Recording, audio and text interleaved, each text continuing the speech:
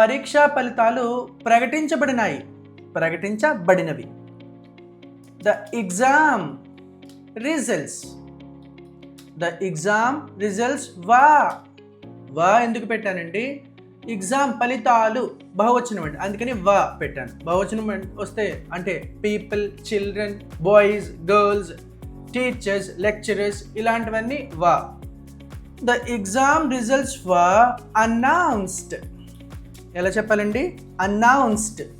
ఇక్కడ చూడండి, ఈ చివర ఈ ఈడీ ఉంది కదా, దాన్ని ఎలా పలకాలండి? టాలా చెప్పాలి.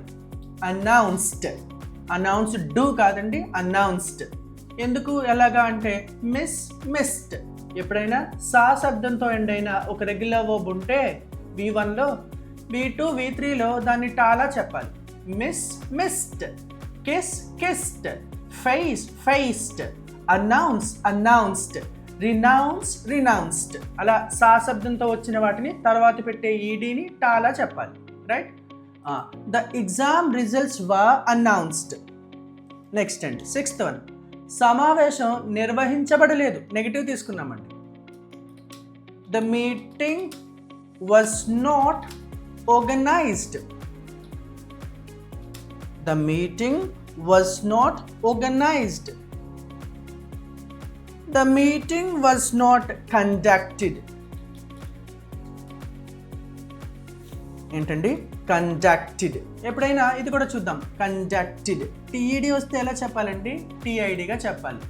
హంటెడ్, టెడ్ అని కాకుండా టిడ్ అని చదవాలి. Conducted, hunted, navigated, frustrated, legislated, motivated. Right? Organise, ORGANISE. Right?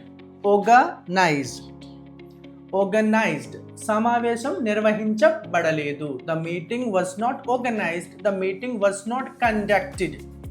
Next అండి, 7th one అండి. ఫలితాలు ప్రకటించబడలేదు. The results were not announced. ఏంటండి? ఫలితాలు ప్రకటించబడలేదు. The results were not announced. The results were not announced.